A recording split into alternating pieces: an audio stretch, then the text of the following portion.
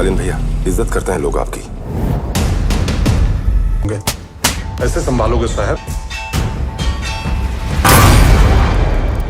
देखो वो आ गया, पर कौन? जिसका हमें था इंतजार, यानी मिर्जापुर का तीसरा सीजन आ गया। मतलब अभी आने वाला है और साथ में ढेर सारे सवालों के जवाब भी लाएगा। जिसमें पहला सवाल ये है कि कालीन भैया को क्यों बचाया गया। देखिए, कालीन भैया यानी पंकज त्रिपाठी को कौन बचाता? शरद शुक्ला। और शरद भी तो मिर्जापुर की गद्दी चाहता है। जिस तरह गुड्डू, गोलू, मुन्ना भैया को चाहिए और कालीन भैया तो ऑलरेडी गद्दी पर बैठे ही हैं। अब मिर्ज़ापुर के लास्ट एपिसोड में हमने देखा कि कालीन का वफादार आदमी मकबूल कालीन के बाप को मार देता है, पर एक्चुअल में उसके पीछे हाथ होता है बीना का। पर कालीन को तो यही लगता है कि वो सब मकबूल ने किया है।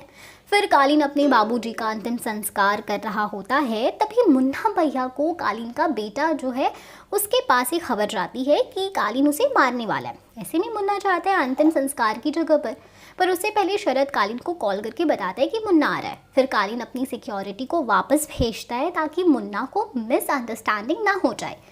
अब शुक्ला तो चाहता था कि मुन्ना और कालीन आपस में भिड़े और एक दूसरे को मारे या कोई एक तो मरे, गद्दी का एक हकदार तो कम हो, पर वैसा नहीं होता।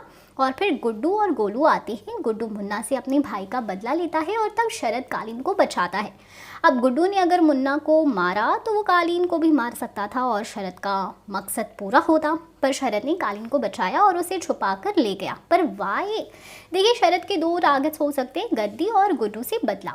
अब शरद पहले मुन्ना का भरोसा जीतता है, पर अंदर ही अंदर जल रहा होता है। और जब वो गुड्डू को देखता है तब उसके अंदर की आग और भड़कती है। ऐसे में वो आपक होता है, पर गुस्से में उनका प्लान भी तो चौपट हो सकता है। इसलिए वो अपनी माँ से कहता है कि वो इसके आगे अपने गुस्से पर काबू रखेगा। तो हो सकता है कि शरद ही मेन मास्टरमाइंड हो। खैर बाप, तो आप कितने एक्साइटेड हो इस मूवी को लेकर? हम फिर मिलेंगे, बाय बाय।